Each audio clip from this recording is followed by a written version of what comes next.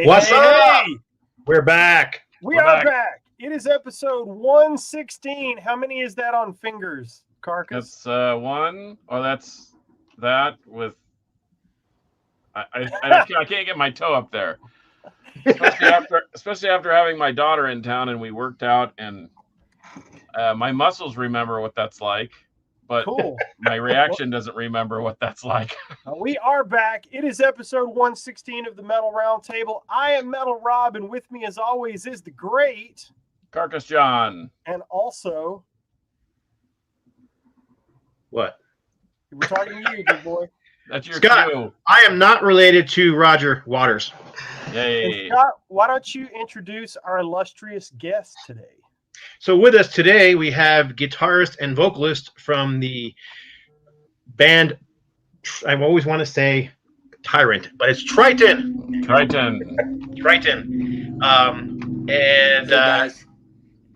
There's John showing off his original cassette copy version of Celestial Messenger. It's so great. So, welcome. We would like to... Hey, man, guys, thanks for having me. It's awesome to be on with you guys. I love your show. Could you... Why don't we start off with Larry? If you could just tell us a bit about how the band formed way back in the 80s, right? Wow, yeah. Actually, it started forming in the 70s. A high school buddy of mine and I is a year younger than me. He's a bassist. I was a guitarist. His name was John Adami. He plays a lot of bass on the first Trytan album. We just partnered up, and we partnered up and kicked him out. Oh gosh, is he gone? Oh man, he's gone. Sorry, I was trying to produce things, and all of a sudden, he's gone. I'm sure he'll be back in a second. Yeah, if he pops on, we'll grab him. I hope so. If you see me pop off the screen, don't worry about it. I'm just going to do some behind-the-scenes stuff. Here we go. There he is. Yay. Technology. So do I just want me to pick up where I left off? Or Yeah, keep going. Ahead. You partnered up, and then you were gone. So partner up and... Yeah. So John and I just, we both loved all kinds of music, which was really cool, because it seemed like... high school cliques and everything. It was hard to find a guy who liked all different types of music, from, classic rock to the new stuff that was coming out, as well as the old stuff. And John and I just loved just all kinds of music, from pop to rock to metal. Metal was just starting to come out. But John and I partnered up, and we started writing. Having a drummer that would stay with it was the biggest challenge back then, like 70s heading into the 80s. But then when we found Scotty Blackman, we just locked in and started writing music. Oddly enough, we made a decision early on that we realized that we wouldn't really go anywhere in our career by playing other people's music. So we just started writing our own music, and we were one of the few bands around Chicagoland that was doing club tours and shows around Chicagoland in the Midwest, where we only did our own music. And then John left the band, and then Steve Robinson, who Scotty, our drummer, was in a band with earlier, he came in the band, and man, those guys were even more of a locked-in duo than John and Scotty. So then, man, we did our first album, and there it got is. a call from REX Music, and didn't really have a home for the album. But then Doug Mann and Gavin Morkel from REX contacted us and said, hey, we're with Pure Metal and Star Song, and we started our own label, and we want to start our label by releasing you guys as our first project. And what do you think? So me and Frankie, our road manager, flew out to New York, met with those guys, and that was it. We finished a few songs on the album It's War, and redid a few tracks and a few vocals. And then I think it was summer '87, and the first Trytan album came out. And I guess the rest is history. And here it is. The first That's it. Trytan Celestial Messenger. There, and this is basically the lineup you were just talking about right there in the photograph. Yep. I don't know who that young guy is in the middle with the long hair, but he looks pretty cool. Yeah. You know, those guitar players, they Yeah. always look cool. Well, that was my introduction to Trytan. I had just sort of heard about them and I'm old, so I mean I heard about a lot of bands, but that was my first introduction, and of course it has a very, very I think it has a very Rush-like vibe, and to me, you know, when people say, well, you sound like this or you sound like that, well, you know, if you sound like Rush, I think that's probably a pretty good thing. So what were some of your influences? You had mentioned pop and rock and metal and being kind of a new thing. What are some of the bands that you would say you drew influence from in order to make this? Because I think this is a masterpiece. This thing is really awesome. Thanks, man. Man, wow. So I started off, my mom and dad bought me an acoustic guitar at a flea market, like when I was like 5 or 6. And my folks really loved all kinds of music. So I grew up on everything from Motown to John Denver to Jim Croce, Harry Chapman. Cat Stevens was my guy. And then in high school, you know, all the bands like, you know, Zeppelin and Bad Company and REO. I guess the 2 first key influences, even before Rush, was Peter Frampton and Jethro Tull. And of course, coming from like the acoustic-y type of stuff, you know, Ian Anderson and, you know, Aqualung and all the, how they incorporated so much acoustic sound in their music really intrigued me. And then of course, REO Speedwagon came out, and then went nuts for all the Canadian bands, Rush, Triumph, and Saga. Those were like my big 3 for a long time. Rick Emmett was like my guy, because as much as I love Rush, you know, I was kind of like connected to the 3 guys in Rush. You know, Neil was the lyricist, Geddy was the singer, and Alex was the guitarist. So I kind of identified with those 3 guys. But Rick Emmett, he was like me, you know, the singer, the guitarist, and the lyricist. So I really was really inspired by Rick Emmett, plus a tenor, like I was. And people say, "Man, were you trying to sound like Geddy Lee?" No, I was trying to sound like Rick Emmett, but I just wound up sounding more like Geddy Lee than Rick Emmett. But, well, and funny you should say that, because this is what given, I guess. This is what I was listening to. After that, I know like all the guitar virtuosos, like, you know, Joe Satriani, Tony McAlpine, Vinnie Moore, Frank Gambale was a huge influence on me. And as much as, you know, he wasn't metal, I saw him. A friend of mine was at GIT in Hollywood in '86, and actually flew out there to meet with Enigma Records, and got to meet Alan Holdsworth in the foyer at Enigma, and was talking to Enigma Records, met the guys in Barron Cross a little bit, and a buddy of mine invited me to this jazz club called Dante's in North Hollywood to hear one of his instructors at GIT play. And that was Frank Gambale. And once I heard that guy play, I was like, oh man, that is amazing. And I've always kind of aspired to be kind of the Frank Gambale of symphonic metal. So that is a real curveball in my influences. But Al Di Meola, Alan Holdsworth, Jeff Beck, all those guys like Marty Friedman and Joey Tuffala, all those guys. And then I'd say most recently, Dream Theater. Dream Theater is like, you know, the Mike Portnoy Dream Theater, even the Mike Mangini Dream Theater. Just amazing, amazing storytelling, amazing musicianship. And then currently, guys like Pliny, Intervals,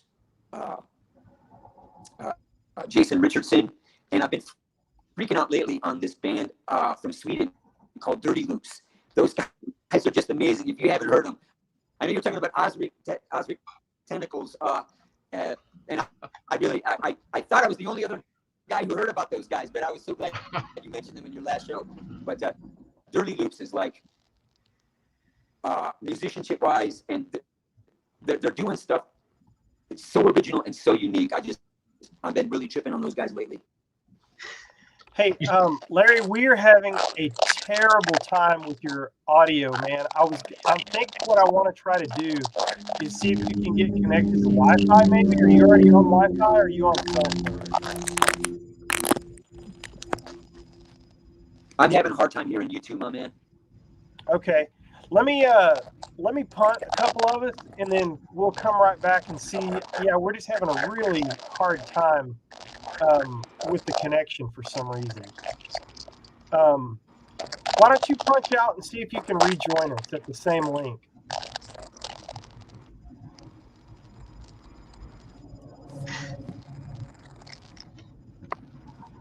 I know you gave me some instructions.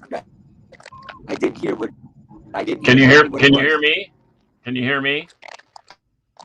I can hear you a little louder. Okay. He said to punch out and then come back in on the same link and see if you can reconnect. To log out and log back in. Yes, please. Yeah, go ahead and go out and then come back in, and we'll talk for a minute while you come back in. All right, man. Hey, did he just say Osric Tentacles? He did say Osric Yeah, Tentacles. I apologize. This is the part of a live show that makes it tough. I don't know if he's not on Wi-Fi or doesn't have a good connection, but we're having a tough time hearing him, man, and it's getting more garbled. So let's do a couple of shout outs real quick. I was going to do that at the top of the show, and we got rolling. So Stone Trip, you might recognize this, Carcass. Yes, that's a beautiful drawing, by the way. They'll be releasing an EP on Friday. Yeah, that's on cool. Golden Robot. So from their living room, right? Because they can't leave their house. Yeah, I'm not really sure. I went on the Golden Robots record site to try to pre-order it, and I couldn't find anything about it. And then also, you and I discovered this in my garage. Yes. Hold the phone there. And then, so we're talking about this in my garage. Have you ever heard of this, Scott? Iron Rainbow? I heard of the name. Okay, so these dudes are from New York, or New York. So I got this in a collection in my garage. I pull it out the other day. Carcass is like, "What is that?" So we pop it on. It's fantastic. Oh, hey, Larry's back with us. Right on. Hey, let's see if that's any better. Is it any better? Oh, that's Much a lot better. Wow, that's Cool. much better. Oh, way much better. Awesome. Yeah. Hey, well, what I was telling you, Larry, is that right before I plugged your Trytan in, I plugged this in. So funny you should say, this is Allied Forces on some Yes, sir.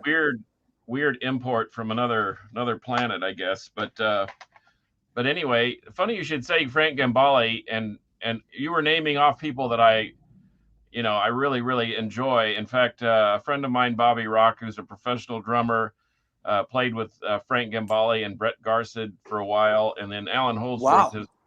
Alan Holdsworth has got to be one of my favorite guitarists of all time. Such an innovator, and wasn't he a guitar teacher for guys like Eddie Van Halen, Kirk Hammett, Satriani, or who was there? Wouldn't surprise me. I don't know for sure, but that would not surprise me at all. He was so brilliant.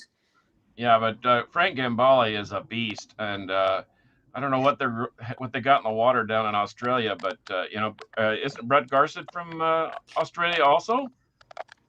So anyway, I'm not sure. I know a band I've been into lately a lot called I Built the Sky is from Australia, and they are just amazing. Yeah. Something in the water, like you said. Yep.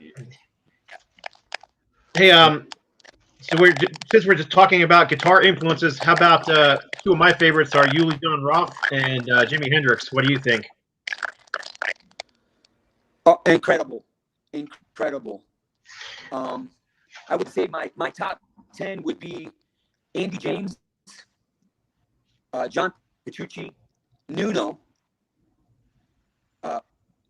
Pliny, Marcos Fogli, Joe Satriani, Eric Johnson, Tony McAlpine, Frank Gambale, and Vinnie Moore. Those would be, and Eric Gillette. Those are probably my top 10, 11. I was wondering if you're going to say Eric Gillette. That guy's just an all-around master musician. Bro, I never met anyone like him or heard anyone like him. I tried to come up with something to sum up the depth of his genius and ability. But if you guys have ever heard the Dream Theater song, Dance of Eternity, like multiple time signature changes, you could maybe find a handful of drummers that could play it, a handful of guitarists, handful of bassists, handful of keyboardists that could even play that song through. And I'm pretty sure Eric Gillette is the only human being on the face of earth that could play every instrument in that song to a T. Wow. Working with him was truly one of the biggest thrills of my life, and to be able to do more albums with him is like totally amazing. Yeah, he's worked with he's most known for the work he's done with Neil Morse and the Neil Morse Band. Oh yeah, is Right. Neil any good? Gee, many Christmas. Yeah, Neil Morse Band's And incredible. I mean,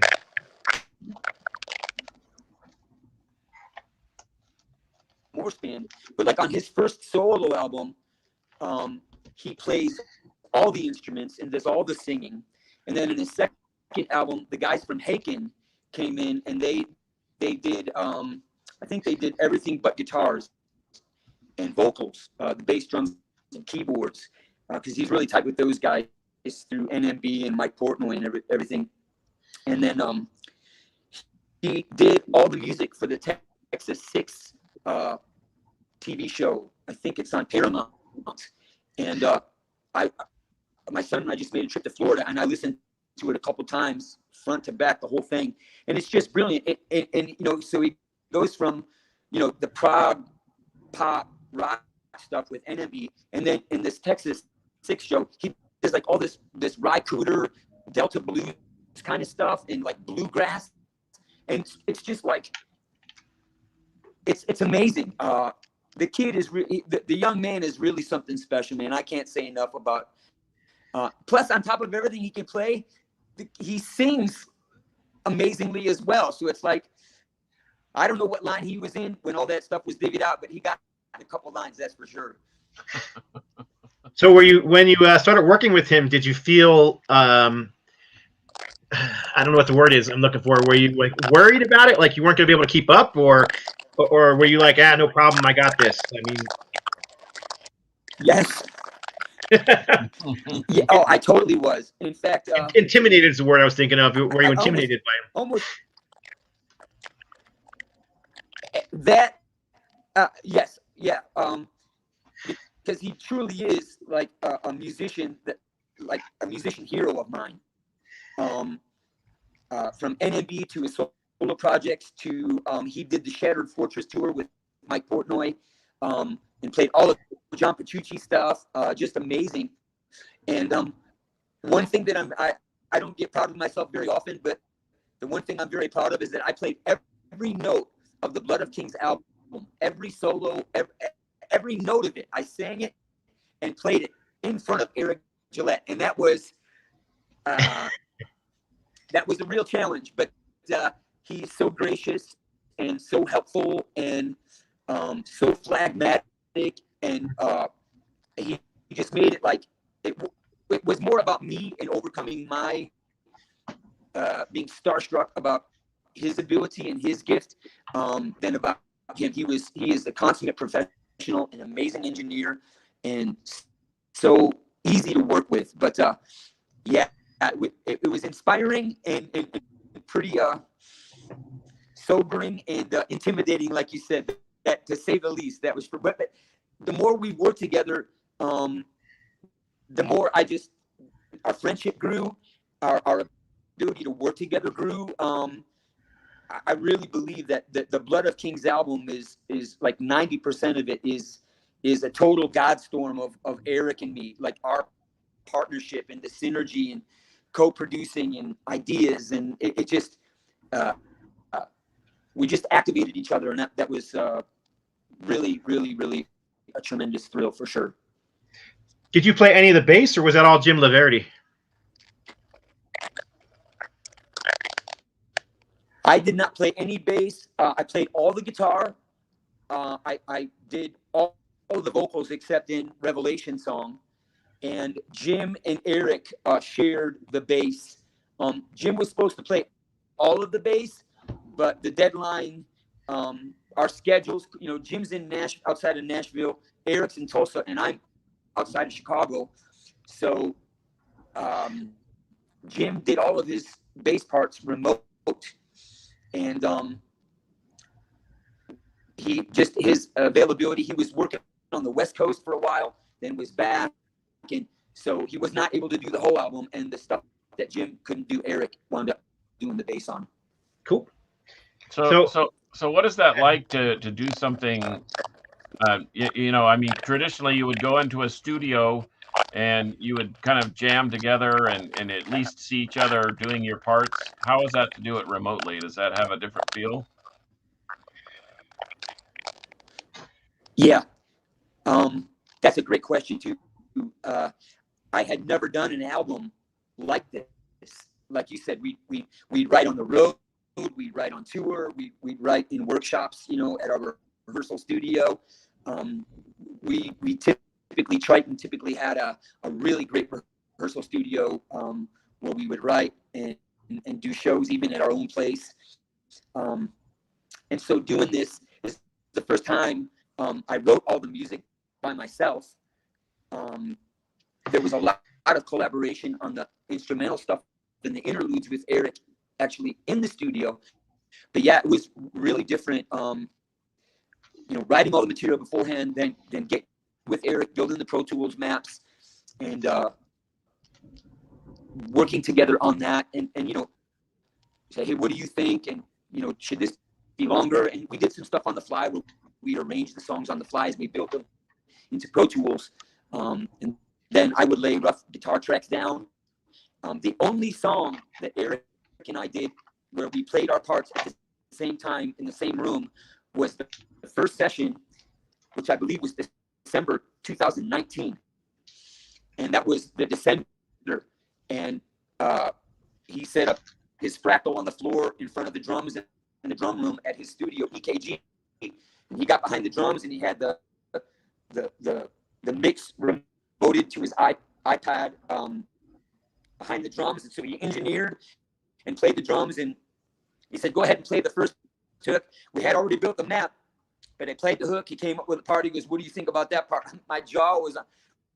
The first time I had the headphones on and I'm standing across from him playing, and he plays the drums, like, man, this sounds like I'm doing an album with Mike Portnoy. The sounds were amazing.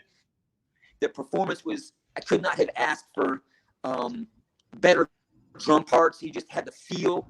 And but that was the only song from start to finish, the Descender, the first track on Blood of Kings, where Eric and I were in the same room and we played our parts at the same time.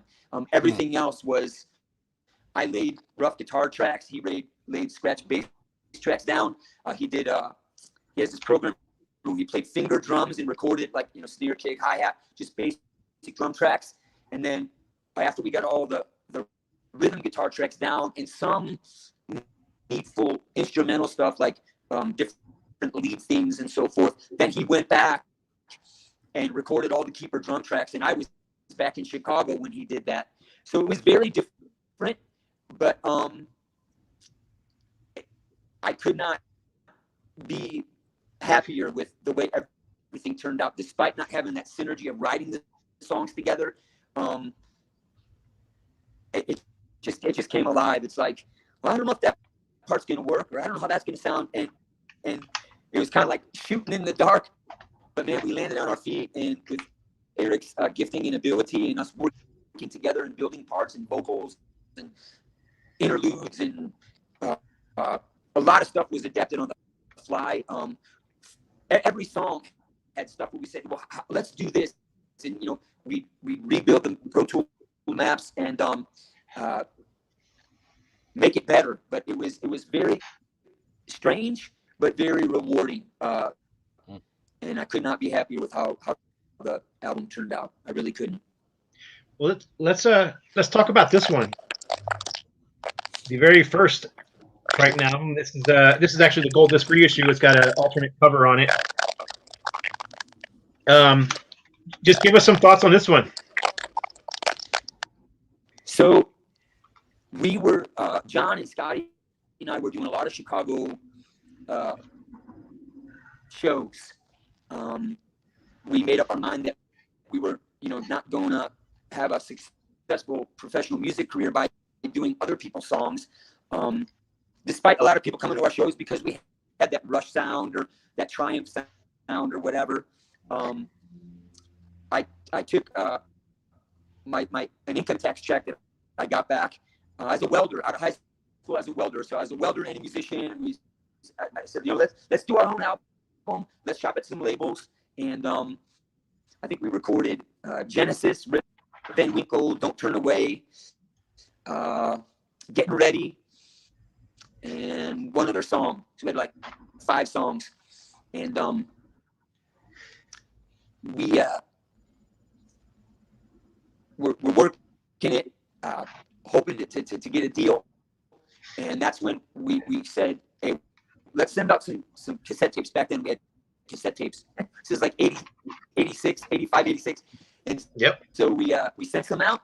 And little unknown fact, I actually got a call from Doc McGee, who was the manager of Motley Crue, Bon Jovi, and Skid Row. And he was going to sign the 3rd band. And he got our demo tape right around that time. And we sent out these tapes, and it was about midnight one night during the week. And I got a call. I picked up the phone, and it was a landline because they didn't have cell phones back then.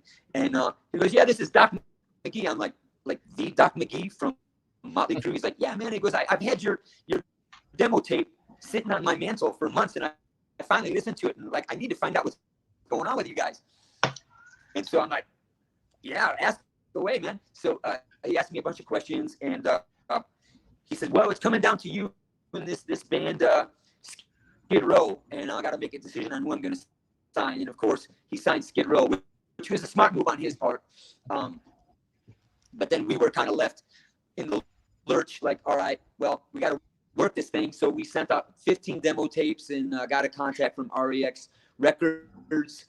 And John had left the band and moved on, and Steve came on board, and Steve had more of a Steve Harris Iron Maiden style, where John had more of a Chris Squire Yes type of style. John played with a pick more, Steve played with his fingers. And so we went in and recut some bass tracks. I redid some vocals, and we added the song It's War, which we were really excited about that song. And it was a newer sound for us. I had got some new guitar gear, and we wanted to get into more of like I can't think of who was popular at that time, but it was more of a Blue Murder, more of a pocket rock kind of a sound. And It's War kind of was our first step in that direction. And we did the label paid for us to go back to the studio, and we finished It's War, dialed up a few of the songs, and then we released Celestial Messenger summer of '87. And it was an exciting time for sure. Cool. So on the gold disc version, there's 3 tracks, In the Distance, The Goat, and Waiting Forever, that weren't on the original album. Where did those come from? So I think only one of those songs was actually before Celestial, or like Celestial Messenger era songs. Then the other 2, what were they? You said The Goat and Waiting Forever and In the Distance. Oh, Waiting Forever. Yeah, In the Distance was pre-Celestial, or like right before Celestial, and then The Goat. Actually, no, I take that back. The Goat was before Celestial 2, and then Waiting Forever was actually around Silent Tiger era. It's one of the songs that didn't make the cut, because we barely got all the songs on the CD as it was with Silent Tiger. But yes, so Matt, who I just love, Matt and Retroactive Records and BluesOverstock.com. He just loves the lost tracks, and I love that he loves it, And so we're actually talking about doing a Trytan lost track album with a compilation of all the tracks that didn't wind up making it on Celestial Messenger or Silent Tiger or Blood of Kings. So that yes, please do that. Yes, please do that. Yes, we are asking you wholeheartedly. Yeah, 2 thumbs up. And I definitely am working on it. How about, so let's move on to the second album. So Silent Tiger, we're gaining ahead of steam. We had actually left REX Records and went back in the studio. Our live engineer, Jerome Mikulich, was the lead engineer at the Playroom, which was in the South Side. And Joe Bader and Jerome from the Playroom, they were doing amazing stuff. So it's like we knew what studio we wanted to go into. So we went in, did the record, and we did a spec deal with those guys. So it was kind of just going to be their cost, and then they would recoup on album sales after the album came out. But so Scotty, our drummer on the first album, who really gave us that extra dimension of that Rush sound. Scotty is an amazingly gifted drummer, and I mean, I would say more Neil Peart than anybody I've ever heard. I'm serious. If Alex and Getty are looking for a drummer and they don't want to use Mike Portnoy, I can give them Scotty Blackman's number, and he would do an amazing job. But Scotty and his wife Robin had their first son premature, and he was a very distressed baby in intensive care. So he's like, "Hey man, I got to take some time to be with my family." To which we responded, "Of course, bro, of course." So I said, "Hey, listen, if there's any way you and Robin feel like you could do the album, because it's yours. We wrote all the material with Scotty, and we just didn't want him to miss out being on it." And so they talked about it, and they just said, "No, you know what? We really need to just be focused on family. Like, absolutely no problem." So then our drum tech, Jim Dobbs, he just filled right in. And Steve and I probably liked the idea more than Steve did, because Steve was he was a Geddy Lee guy and loved Rush, and him and Scotty had that going on all day long. Whereas Jim was more of a straight ahead, more of a pocket drummer, more straight ahead approach. I like that. I wanted to kind of go away from that progressive feel that was so Rush-esque. Because I felt like with my voice and with that in our DNA, we could never fully depart from it. But I like that Jim would give us a more, living color, a more Queensryche, more of a straight ahead type of sound. And so we got with Jim, rehearsed the songs with him. He learned all the parts, and we went in the studio with Jim and Steve and Jerome, and I produced it. And I'm still very, very happy with that album. It was a lot of hard work, and especially with the late great Steve Robinson no longer being with us. Steve passed away a few years ago now. Him and I really rolled up our sleeves on that. Like 70% of that album was sequenced, and Steve worked many hours with all the keyboard sounds and building the sequences in the Macintosh computer. And really thankful and pleased with how Silent Tiger turned out. It was very challenging musically, but I'm really glad for how that album turned out for sure. And the vinyl that came out, obviously, many years later, looks spectacular. I mean, you don't see an album cooler than that. Yeah, splatter vinyl. Especially for an album called That's Silent Scott. Tiger to have that orange and black. Hey, Yeah, one of our listeners is asking, how much touring did Trytan do? How much did you? Yeah, what? How much touring? How much? I know you played the Chicagoland area, but did you ever venture out, do a national tour, international, Canada, Mexico?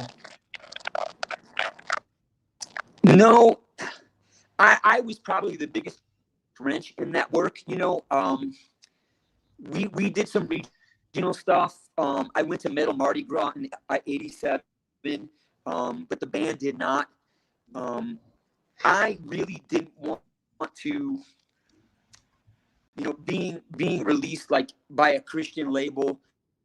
I really didn't want to be pigeonholed like a lot of bands were at that time, like Striper. I wanted to, you know, be opening up for like Anthrax and King Diamond, and I wanted to do those types of shows.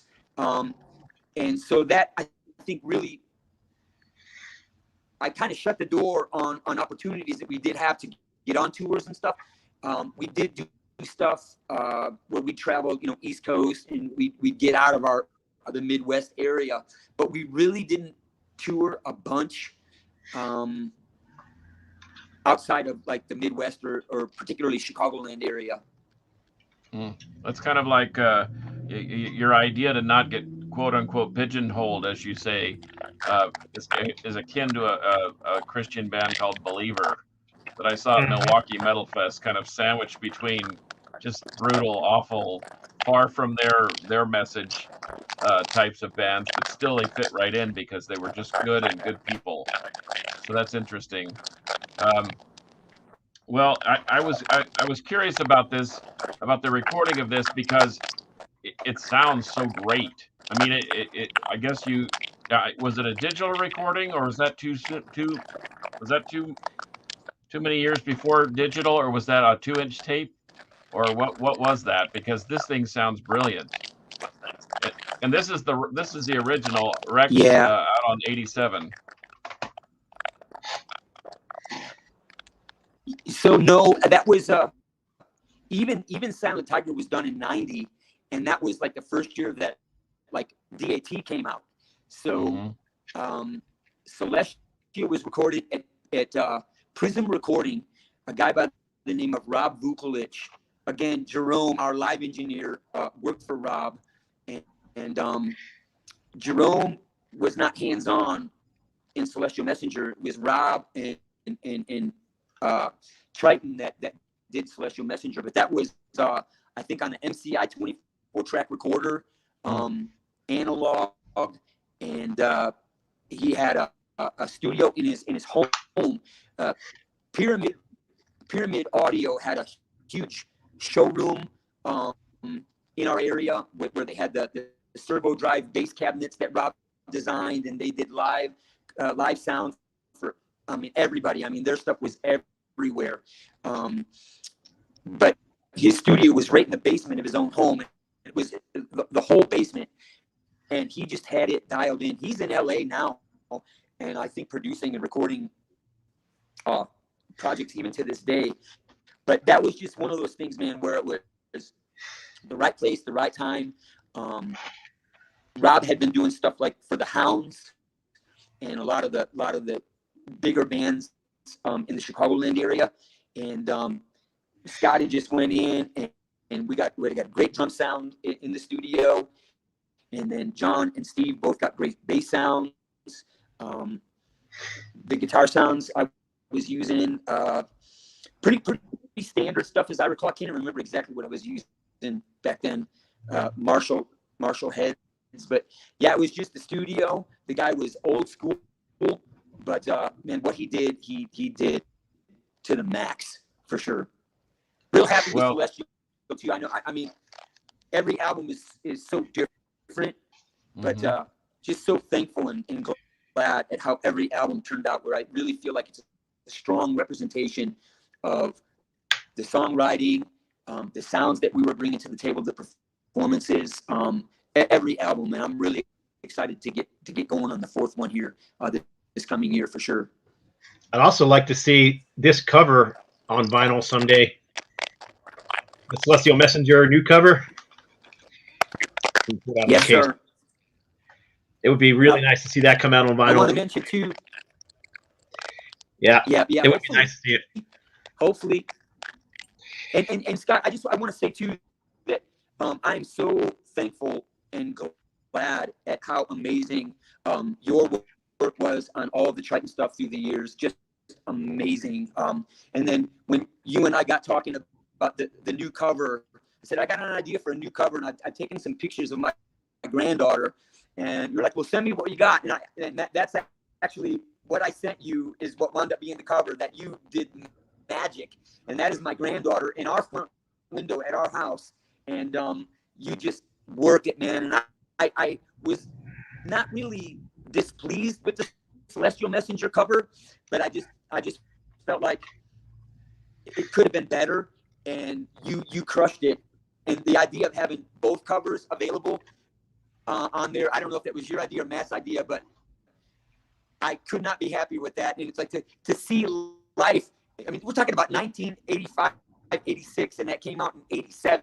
And now we're talking, 2021, and that album it's on the digital market. It's got a new cover. I just couldn't be more thankful and couldn't be gladder. Yeah, it came out. It sounds amazing.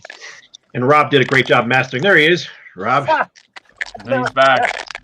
That was accidental, perfect timing. Well, and Larry, not just because you're here, but man, any metalhead would love this thing, and it's or any rock fan. It sort of transcends those barriers that and we don't just talk about metal here. We have, all of us have a kind of an eclectic musical taste. In fact, I had a friend in town from Houston.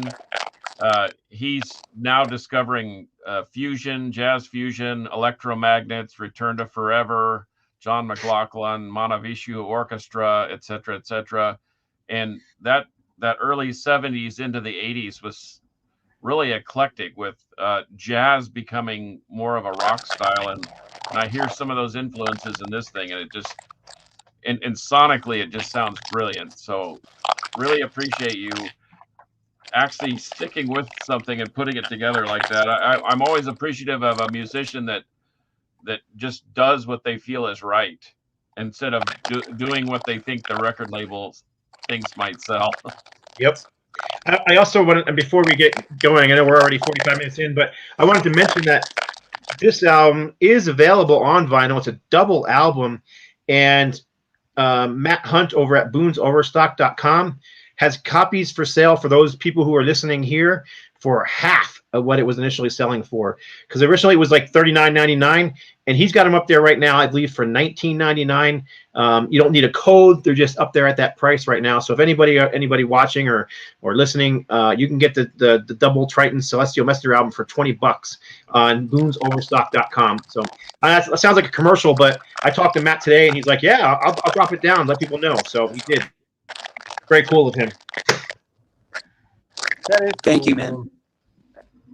Cool, guys. Well, that's just about going to do it for today. Thank you so much, Larry, for coming on and going through your history with us. We appreciate it very much. And welcome to my second production of the Metal Roundtable.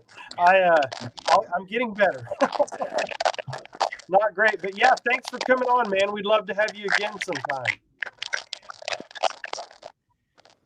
Thanks for having me, guys. I love your show. I'll keep watching it. I'm going to watch back episodes, and I appreciate you guys very much. And keep doing it.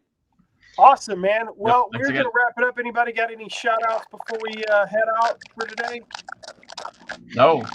Just, those people listening, just think about Mark. Keep him in your thoughts and prayers as he's going through this cancer treatment. I think about him all the time, and I know today was going to be a rough day for him, and probably a rough week because he'll probably feel sick all week. So just Yep. Mark's a good guy, and just think about him, pray about him, whatever it is that you do, send good vibes, whatever. Yeah, I called this morning and I knew he wouldn't answer. I didn't figure he would. I tried to call him early this morning and he did not answer, and just left him some well wishes and hope that he's all right. But if you want to send messages to any of us, we will certainly make sure that Mark gets those and sees all those. So yeah, man. Thanks again, Larry, for coming Thanks, on. Larry. And we'll talk to you again soon, brother. Thank you, guys. So All here's right, how we boys. exit, right? You know how we do this. Yes, sir. Until next time, metal Metal will prevail. Prevail. And now I'll struggle with the outro. Here we go. Ready? Break.